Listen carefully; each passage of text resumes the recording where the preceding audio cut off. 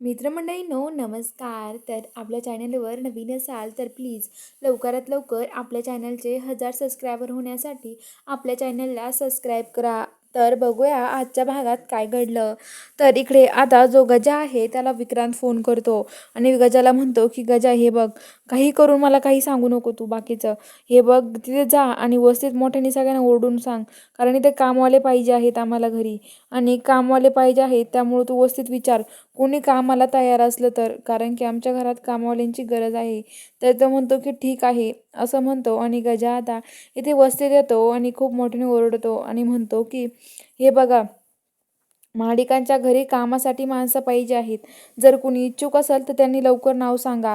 तर मला विक्रांत सरांचा फोन आला होता, विक्रांत सरांना नावं द्यायची आहेत असं म्हणतं. तर आता लगेच असं म्हणल्यावरती आता लगेच वस्तीतले सगळे लोक तिथे जमा होतात. तर राणीची आई तिथे चाकू घेऊनच येते आणि विक्रांतवर धावते आणि म्हणते की काय रे, तुला काही वाटत नाही आहे का?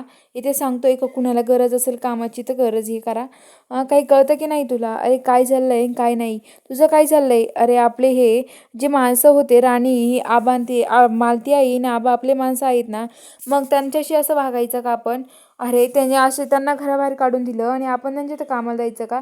असं अजिबात होऊ शकत नाही असं म्हणत असतात. तर आता लगेच जो इकडं जो विक्रांत आहे तो आता सगळेजण जेवायला बसलेले असतात. तेवढ्यात जिकडं आता राणीच्या आई याला खूप बोलते गजाला, आणि गजाला बोलल्यावरती गजाला म्हणते की अजिबात कुणीही तिथे कामाला जाणार नाहीये, आणि कुणाला विचार कुणी जाईल का? कुणी सगळेजण नाही म्हणतात आणि सगळेजण तिथून निघून जातात. मग आता जो गजा आहे तो लगेच विक्रांतला फोन करतो आणि विक्रांतला हे सगळं घडलेलं सांगतो. तर तो म्हणतो की हे वस्तीतले लोक आहे ना, खरं त्यांना काय जास्त झालंय ना काय माहिती, सगळेजण त्यांच्याच मर्जीनं होत आहेत, काय करायचं यांचं ना मला तर काही कळत नाहीये असं विक्रांत म्हणत असतो. आणि तो म्हणत असतो की मी वस्तीतल्या लोकांना सोडणार नाहीये, अशी का वागतायत ही लोक काय माहिती असं विक्रांत म्हणत असतो. आणि आता तो म्हणतो की आता काय करायचं, नाही म्हणता येते कामाला. तर आता लगेच जी उर्मिला आहे ती म्हणते की म्हणजे आता मीच कामं करायची का सगळे?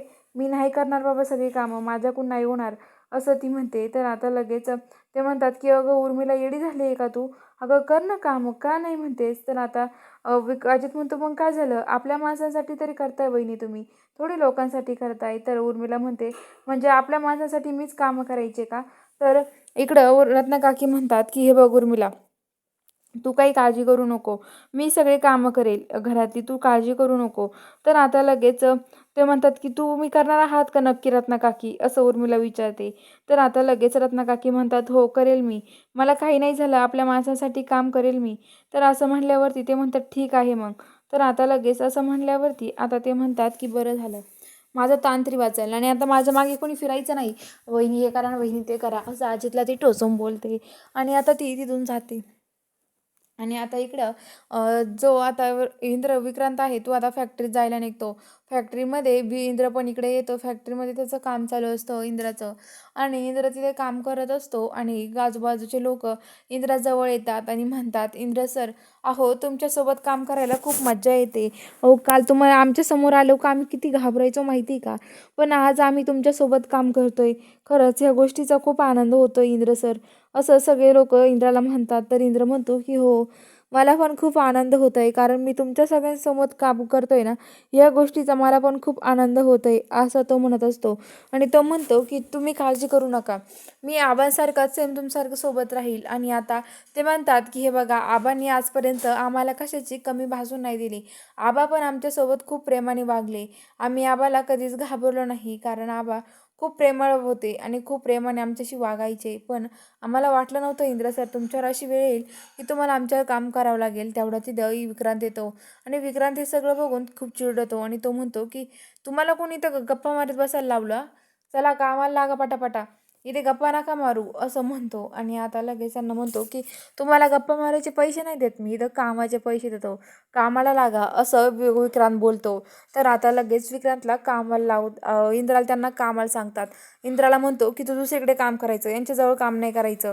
आणि गजाला सांगतात की याच्याकडे लक्ष ठेव, हे काम करतो की नाही बघ, काम चुकारपणा अजिबात नाही झाला पाहिजे इथे असं सांगतो. तर तो म्हणतो की ठीक आहे. जो गजा आहे तो आता तिथे लक्ष ठेवून असतो इंद्रावरती. आणि इकडं आता इंद्र ते खोके वाहत असतो गाडीमध्ये. गाडीत खोकी भरत असतो तेवढा ते शुकशुक आवाज येतो म्हणून इंद्र बघतो तर राणी त्याला तिथे ओढते आणि राणी भेटायला आलेली असते.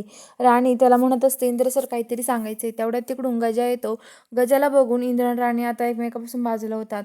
राणी लगेच त्या बॉक्स जवळच लपून राहते. तर गजा म्हणतो, कुणाशी बोलत होता तो एवढा वेळ? तर आता इंद्र म्हणतो की नाही, कोणाशी नाही, असंच एकटं गाणं म्हणत होतो. तर तो म्हणतो की गाणं म्हणायचे पैसे नाही दिले तुला, इथे काम करून घ्या तुम्ही, असं गजा बोलतो. आणि आता लगेच इंद्र म्हणतो की गजा, एवढं लक्षात ठेव, वेळ नक्कीच बदलत्या. बघ आम्ही मालक झालो ना, मग तुझं काय करायचं आणि काय नाही ते मी पहिले तुला लक्षात ठेवेल, बाकी काही नाही, असं म्हणतो. तर आता लगेच तो म्हणतो की हो हो, करा काय करायचं इथे, इथे काम करून घ्या पहिले, तेव्हाचं तेव्हा बघून घेऊ, असं म्हणतो. आणि आता लगेच राणीकडे येतो. तो खोकं उघडायला लागतो. तेवढं तिथे राणी असते त्या खोक्यात बसेल. तर आता गजाला तो देऊन जात नाही. तर राणी म्हणते की इंद्र सर हळूच जा, घेऊन जा खोकं. तर असं म्हणल्यावरती इंद्र म्हणतो ठीक आहे. आणि आता राणी तिथे इंद्राला सांगायला आलेली असते की आपण मुजुमदारांच्या घरी कामवाले बनून जाऊयात, असं ती इंद्राला सांगायला आलेली असते. तेवढ्यात गजा तिथून जातो आणि राणी उभं राहते आणि इंद्राला म्हणते, इंद्र सर मला तुम्हाला एक सांगायचं होतं. हे बघा, माडिकांच्या घरी ना कामवाल्यांची गरज आहे. आणि हे बघा, तिथे कामवाले बनून आपण जर गेलो तर काय होणार आहे? आपण कामवाले बनून जाऊ ना तिथे. आपण तिथे काम करूयात. म्हणजे आपल्याला घरात घुसण्यासाठी हा एक चान्स भेटेल. आपण घरात घुसल्यावर बाकीचं नंतर बघूयात ना सगळं काय करायचं. तर आता इंद्र विचार करत असतो. तर इकडं आता विक्रांत घरी येतो आणि घरी आल्यावरती तो तिथे उभा असतो आणि त्याच्या डोक्यामध्ये वेगळेच विचार चालू असतात. तर आता लगेच उर्मिला येते आणि म्हणते, विक्रांत अरे काय चाललंय तुझंवालं, तुला कळतंय का? तर विक्रांत म्हणतो, उर्मिला काय झालं, तुला काय बोलायचंय माझ्याशी, बोल सर पटकन. तर आता लगेच जो विक्रांत आहे तो म्हणतो की काही काम होतं का तुझं? तर आता लगेच उर्मिला म्हणते की हो. अरे तू कशाचा विचार करतोय, नेमकं तुझ्या डोक्यात काय चाललंय ना, मला तरी कळू दे ना. तू मला का कळून देत नाहीये तुझ्या डोक्यात काय चालू आहे? तर आता तो म्हणतो की तुला ऐकायचंय का माझ्या डोक्यात काय चाललंय? तर ती म्हणते की हो, मला ऐकायचंय तुझ्या डोक्यामध्ये काय चालू आहे ते. तर आता लगेच तो म्हणतो की हे बघ, माझ्या डोक्यामध्ये असं चालू आहे की आपण आता जी फॅक्टरीत काम करतात ना कामगार, आपली फॅक्टरी ना ती आपण विकून टाकायची. तर उर्मिला म्हणते, तुझं डोकं फिरलंय का, काय बोलतोय, तुला कळतंय का? तर आता लगेच म्हणतो की हो मला कळतंय, पण आपण ती फॅक्टरी आता विकून टाकायची, ती फॅक्टरी ठेवायला नकोय आपण. तर ते म्हणतात का आपण, उर्मिला विचारते. तर आता विक्रांत म्हणतो की हे बघ, मला आता काही करून ती फॅक्टरी विकायची आहे आणि त्या आबाचं आणि त्या इंद्राचं अख्खं आबांनी आयुष्यभर कमावलेलं नाव जे आहे ना, ते मला धुळीत मिळवायचं आहे. त्यांचं नाव धुळीत मिळवलं ना, तेव्हा माझ्या मनाची शांतता होईल आणि मी आता ती फॅक्टरी विकून त्या आबांना कसा त्रास देता येईल ना, हे बघणार आहे, असं तो म्हणत असतो विक्रांत. तर बघूया आता पुढील भागामध्ये नक्की काय घडणार आहे. खरंच विक्रांत फॅक्टरी विकेल का आणि इंद्रांत ती विकून देईल का? हे सगळं बघायला आपल्या चॅनलला लवकरात लवकर सबस्क्राईब करून घ्या.